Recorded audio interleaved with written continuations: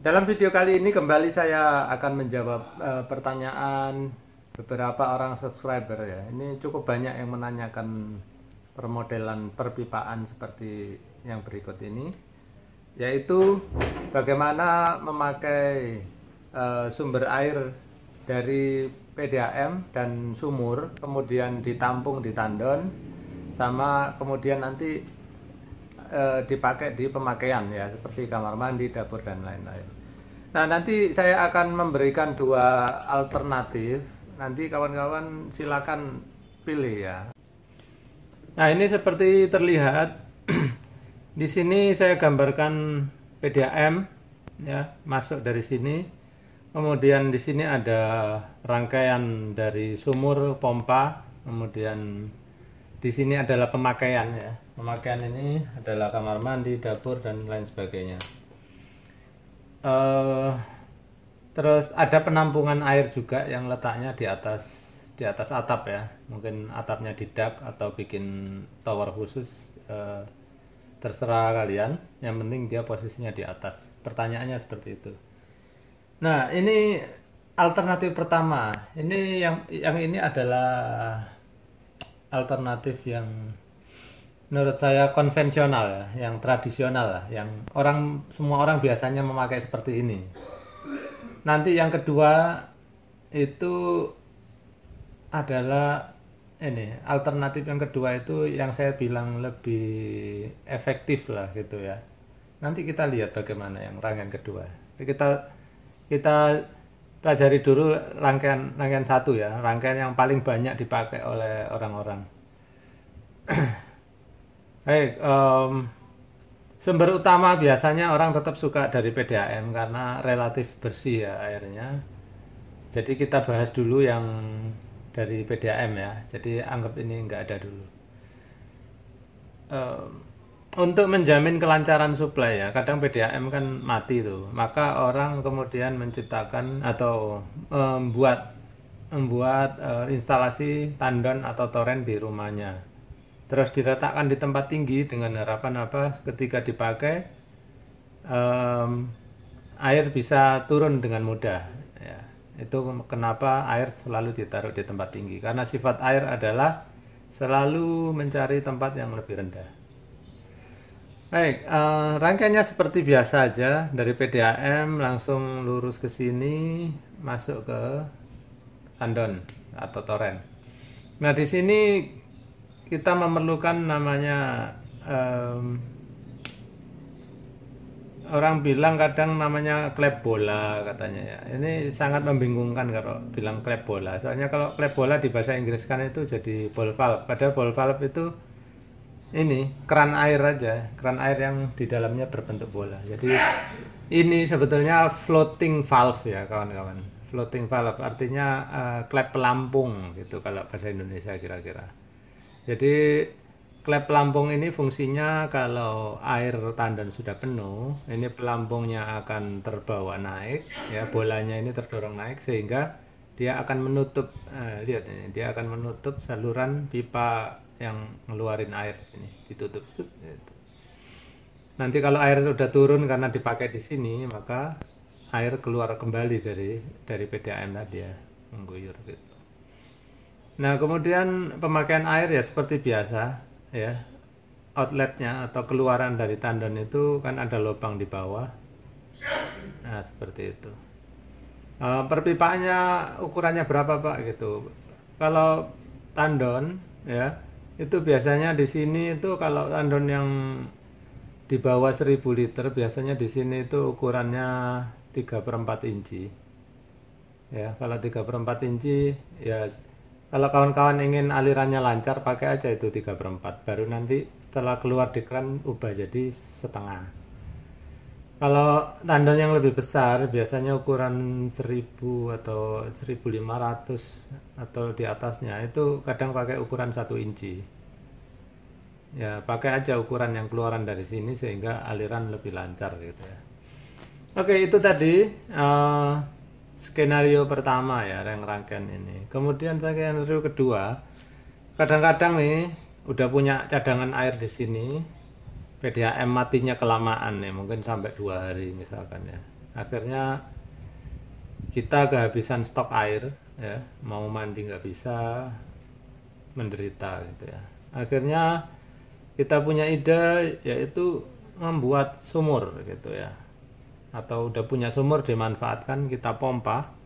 Jadi ini sumur isinya air, kita pompa ya, pipa hisapnya dari sini. Ini kita lihat ya kawan-kawan. Selalu dimulai dengan ada saringan dan kemudian foot clamp. Foot clamp ini fungsinya adalah untuk memastikan bahwa air bisa naik ke atas, kemudian air tidak akan jatuh kembali ketika pompa mati ya, sehingga pompa ini nggak perlu mancing-mancing terus. Mungkin kawan-kawan sering mancing gitu ya kalau mau menjalankan pompa, itu karena apa? Di bawahnya nggak ada foot clamp gitu. Nah, saringan gunanya apa? Agar kalau ada kotoran tidak masuk ke dalam pompa sehingga merusak pompa. Seperti itu. Kemudian ya, jalurnya seperti biasa, ini dihisap, air masuk ke pompa, dipompakan ke sini. Jadi ketika PDAM mati, pompa lah yang kita bikin dia bekerja ya. Nah, seperti itu. Nah, apakah air tidak akan balik ke PDAM? Nah, agar air tidak masuk kembali ke meteran PDAM, maka kita pasangkan check valve. Nah, ini orang nyebutnya kadang check valve, nama resminya check valve. Terus orang ada yang nyebutnya klep tabok, ada juga bilang tusen klep gitu ya. Intinya dia untuk mencegah aliran tidak bisa ke sana, dia hanya bisa arah sana aja. Sehingga ketika pompa memompa ke tandon atau ke toren, maka nggak ada yang bisa ke sana airnya ya, hanya satu-satunya jalur hanya ke sini. Nah, seperti itu. Kemudian sekarang cara pengoperasian pompa ini, apakah kalian mau otomatis ketika tekanan PDAM turun, pompa akan jalan otomatis, ataukah kalian ingin mengaturnya secara manual? Ya, itu terserah kalian ya. Jadi kalau kalian ingin mengaturnya secara manual, tentu saja di sini ya kita kasih namanya stop cran ya. Stop cran ini ya fungsinya untuk kalau kita nggak mau pakai pompa, kalau kita nggak ingin pakai pompa, misalkan PDAM, kita mau PDAM aja lah gitu ya. Soalnya apa? Kalau PDAM tekanannya turun di bawah 1 ATM misalkan ya, maka pompa akan mengambil alih pekerjaan itu gitu. Nah, padahal kita pingin pakai PDAM aja, tapi pompanya kok mengambil alih. Soalnya apa? Kalau pompa udah kerja, PDAM akan terstop ya oleh pompa ini, terhentikan alirannya. Nah, kalau kita ingin PDAM aja yang ngalir, maka ini kita tutup. Gitu aja ya, Pak. Kerannya ditutup di sini. Stop keran seperti apa ini nanti saya tampilkan gambarnya sini. Nah, begitulah kira-kira ya. Tapi kalau kita ingin pompa yang jalan, ya biasanya di PDAM itu udah ada stop kerannya di sini. Kalian tutup di sini pun boleh. Seperti itu. Nah, kemudian kekurangan dari rangkaian ini apa sih gitu ya. Yang pertama adalah ini. Tekanan di sini, pemakaian di sini itu akan relatif rendah karena apa? Dia hanya mengandalkan ketinggian tandon ini atau toren. Semakin dia rendah ketinggiannya, maka ini akan semakin pelan. Nah, kalau kalian ingin kencang ya ini harus ditinggikan gitu. Nah, itu yang salah satu kekurangannya ya, tekanannya pelan kalau ini kurang tinggi. Udah seperti itu. Oke, kemudian ini udah rangkaian pertama ya. Kalau kalian suka ini silakan pakai gitu. Ini ada yang nanya gimana cara merangkainya. Tapi sekarang saya punya solusi kedua, yaitu sekarang rangkaiannya kita bikin rangkaian yang menurut saya ini lebih efisien di perpipaan, kemudian lebih efektif di pemakaian. Artinya apa? Nanti keran di sini akan kencang kalau kalian membuka air ya, akan kencang. Kalau ini kan pelan karena apa, mengandalkan tekanan dari ketinggian tandon. Nanti kita akan membuat ini kencang. Bagaimana caranya? Jadi ini kita perpipaan di sini ini kita ubah. Ini enggak, kita hanya memakai satu pipa untuk naik dan untuk turun ya. Kalian perhatikan, ini saya ubah dulu ya.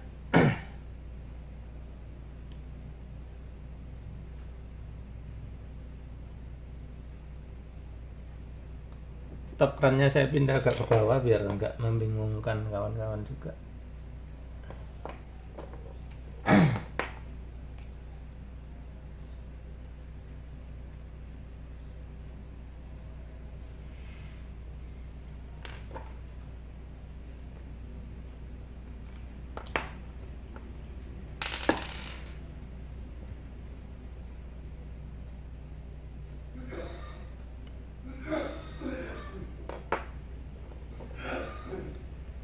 Nah, inilah rangkaian yang kedua ya. Nah, kenapa saya bilang irit perpipaan? Seperti kawan-kawan lihat tadi, tadinya kan ada pipa naik, terus ada pipa turun dari tandon. Sekarang pipa naik dan turun menjadi satu. Ya, berkurang ya satu perpipaan di sini. Ini pada prakteknya yang kita hemat ini cukup banyak ya kawan-kawan. Karena digambar kan kelihatan pendek. Tapi kalau di kenyataannya, karena ini jaraknya ke lantai atas mungkin kan 3 meter atau 4 meter. Jadi lumayan yang kita hemat itu. Kemudian, nah ini yang saya bilang efektifnya bagaimana ya. Nanti kita itu kalau buka keran ini ya, kalau buka keran ini kita bisa mendapatkan tenaga langsung dari PDAM. Kalau pas PDAM tekanannya kencang, enak kita buka gitu keluar kencang itu. Kemudian kalau PDAM mati kan tadi kita pakai pompa tuh, sama kita bisa memanfaatkan tekanan dari pompa yang kencang. Nah itu jadi lebih efektif ya. Tapi ini rangkaian ini masih mentah ya. Mari kita pelajari dulu urutan-urutannya sehingga kawan-kawan tidak nanti mengalami masalah gitu. Oke, tetap kita urutkan ya. Kalau PDAM nyala normal gitu, misalkan tekanannya di sini bisa 2 sampai 4 atm, maka dari sini mengalir seperti biasa ya. Kemudian kalau mau pakai silakan langsung dipakai. Kalau ini keran ditutup, air nanti sebagian akan naik ke atas. Naik ke atas mengisi tandon. Nah, gitu. Nah, ini kan keluaran tandon sama pengisian menjadi satu nih, ketemu di sini. Nah, kalau kita nggak tutup di sini, air akan lewat sini juga. Jadi ngisi lewat sini, ngisi lewat sini. Kalau ngisi lewat sini nggak ada yang nyetop, nanti bisa luber air ya. Jadi kita akan tambahkan yang namanya check valve atau klep tabok seperti saya bilang ya, sama kayak ini tadi. Jadi kita ingin menjamin alirannya hanya ke arah sana. Seperti itu. Sehingga meskipun tekanannya dari sini tinggi, mau mengisi, dia nggak akan bisa lewat sini. Pasti dia lewat atas, dan ketika air tandon atau toren sudah penuh, dia akan tertutup. Ya, tertutup oleh klep ini.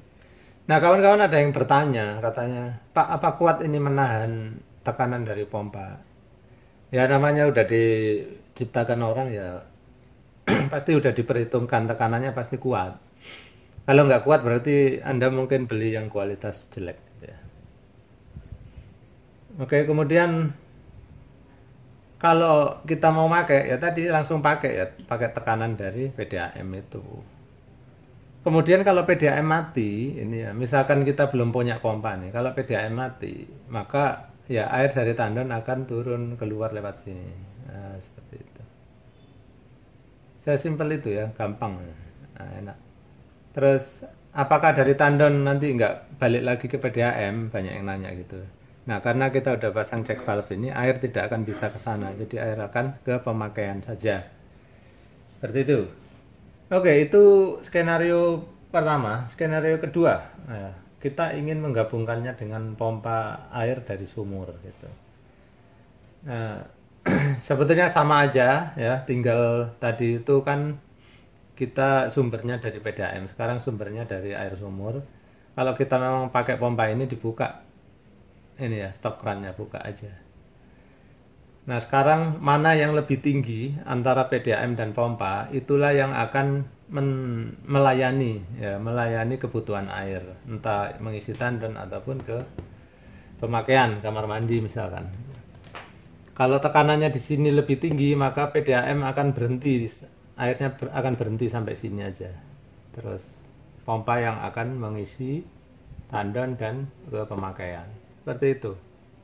Tapi kalau PDAM-nya tekanannya lagi meninggi, misalkan 3-4 atm, maka pompa ini kalah tekanan ya, dia akan mati karena dia akan punya pressure switch di sini. Dia bisa merasakan tekanan udah tinggi di daerah sini, maka pompa mati gitu. Jadi otomatis dia matinya. Jadi ini udah serba otomatis ya kawan-kawan. Tapi seperti saya bilang tadi, kalau kawan-kawan ingin mematikan ini secara manual ya tinggal ditutup stop kerannya ini. Saya mau pakai PDAM aja sampai seminggu ini misalkan gitu. Tutup aja di sini. Kalau dibuka serba otomatis seperti tadi. Nah nanti pada perkembangannya ada aja pertanyaan dari teman-teman ya. Nanti Pak bagaimana kalau sumurnya habis, terus nanti pompanya berjalan dengan pipa kosong misalkan itu. Bagaimana agar bisa mati sendiri. Itu ada pengembangannya ya kawan-kawan. Nanti itu terlalu rumit untuk dijelaskan di sini. Kalau kalian berminat silahkan tulis di kolom komentar. Kemudian di sini juga karena dia bentuknya pelampung, maka kalau pompa lagi bekerja ya, air turun sedikit, pompa akan memompa kembali, mengisi kembali. Baru turun sedikit, pompa akan ngisi kembali. Sehingga katanya cetak-cetok gitu. Seperti saya bilang, cetak-cetok itu normal kalau terjadinya sekitar 1 menit nyala, kemudian mati 5 detik, 1 menit nyala, mati 5 detik, itu biasa. Tapi kalau tiap detik cetak-cetok itu yang bermasalah, dan saya sudah pernah membuat solusinya di video lain.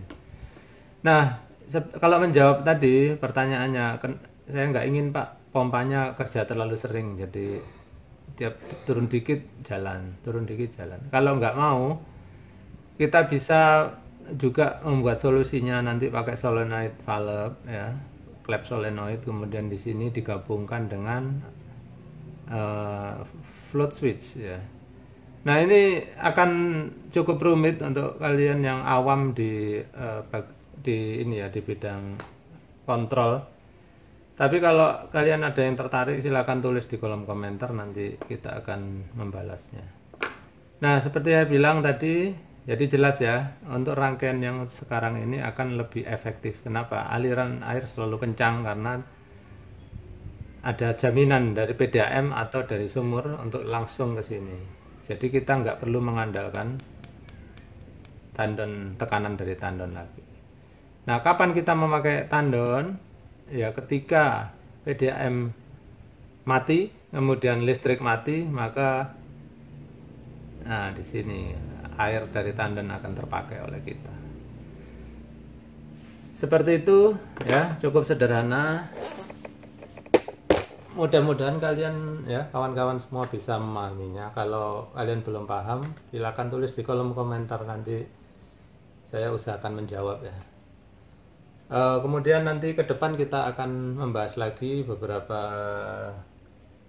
arrangement atau beberapa rangkaian yang menjadi pertanyaan teman-teman, karena masing-masing orang punya masalah sendiri-sendiri di rumahnya ya. Cuman kadang-kadang ada yang nanya, Pak, kemudian bagaimana Pak nanti perpipaannya dari kamar mandi ke dapur segala macam. Ya itu terlalu mendetail ya kawan-kawan. Saya nggak bisa menerangkan di sini. Kenapa? Karena kondisi rumah kalian saya kan nggak tahu. Ya sejauh apa, kemudian ada belokan apa, ada dindingnya berapa gitu. Tentu saja saya nggak bisa menggambarkannya.